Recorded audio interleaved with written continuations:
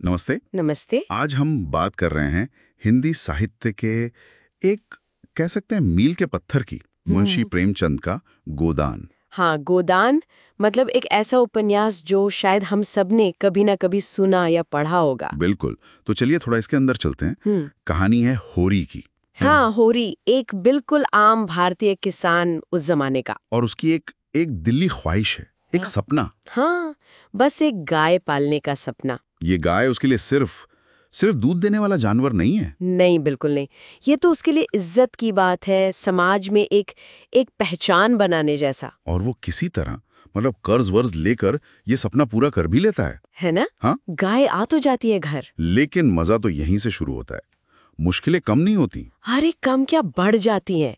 यहीं से प्रेमचंद दिखाते हैं उस वक्त के गांव का असली चेहरा। हाँ, वो जमींदार हैं, राय साहब, फिर वो महाजन, दाता दीन जैसे लोग, सूदखोर। और फिर पटवारी, पुलिस, मतलब पूरा सिस्टम ही उसके पीछे पड़ जाता है।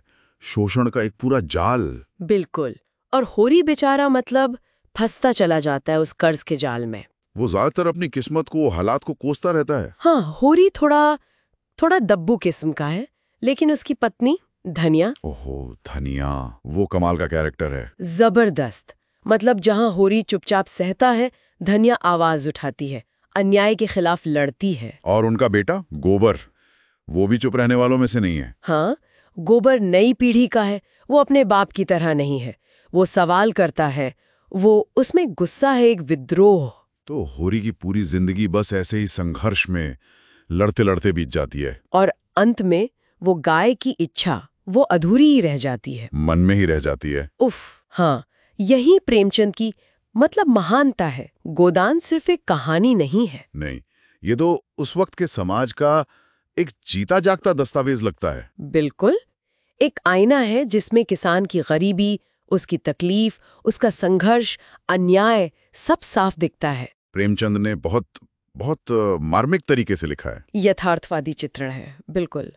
ये दिखाता है कि कैसे कैसे वो सारे लोग, जमींदार, महाजन, पुजारी, सरकारी अफसर, सब मिलकर किसान को पीसते हैं। और सबसे दुखद बात ये कि अन्न उगाने वाला किसान, हाँ, वो खुद दाने दाने को तरसता है। लेकिन जैसा आपने कहा, सिर्फ निराशा नहीं है।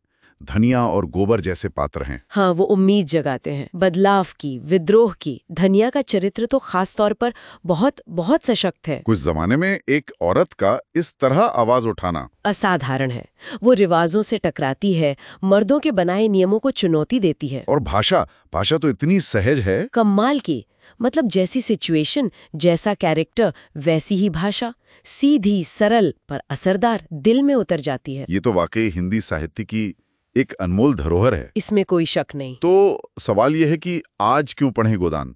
इतने साल हो गए हैं, क्या आज भी ये रेलेवेंट है? मेरे ख्याल से तो है, और शायद पहले से ज्यादा। अच्छा, कैसे? देखिए, भारत बदला है, लेकिन क्या किसानों की सारी समस्याएं खत्म हो गईं?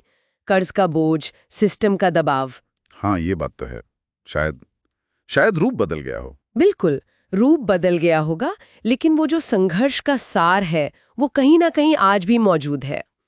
गोदान हमें उन जड़ों तक ले जाता है। समझने में मदद करता है कि ये सब शुरू कहाँ से हुआ। हाँ, और ये सिर्फ किसानों की बात नहीं है, ये तो इंसान की कहानी है। बिल्कुल। होरी की लाचारी देखकर दुख होता है, धनिया का साहस देखकर हिम्मत मिलती है, गोबर के गुस्से में एक सच्चाई नजर आती है। ये भावनाएं तो यूनिवर्सल हैं। हाँ, ये हमें जोड़ती हैं। ये दिखाती हैं कि लिटरेचर कैसे समाज का आईना बन सकता है। बिल्कुल।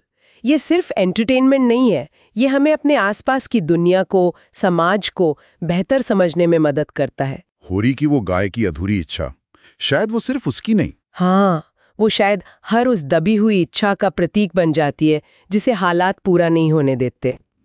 गोदान पढ़ना बस एक किताब पढ़ना नहीं है। एक शीर एक्सपीरियंस है। बिल्कुल, जो सोचने पर मजबूर करता है। याद दिलाता है कि साहित्य में कितनी ताकत है समाज को दिखाने की, हमें सोचने पर मजबूर करने की। सही कहा। तो चलिए, आज की ये बातचीत, गोदान पर बातें तो खैर कभी खत्म नहीं हो सकती। हाँ, ये तो बहुत बड़ा विषय है। पर आज यहीं रुकते हैं। जी, ये एक छोटी सी कोशिश थी इस महान उपन्यास को समझने की। बिल्कुल। आपको ये चर्चा कैसी लगी? अपनी राय, अपनी प्रतिक्रिया जरूर दें। हाँ, हमें इंतजार रहेगा। और अगर बातचीत पसंद आई हो तो चैनल को सब्सक्राइब करना न भूलें। अगली बार फिर मिलेंगे। धन्यवाद। धन्यवाद।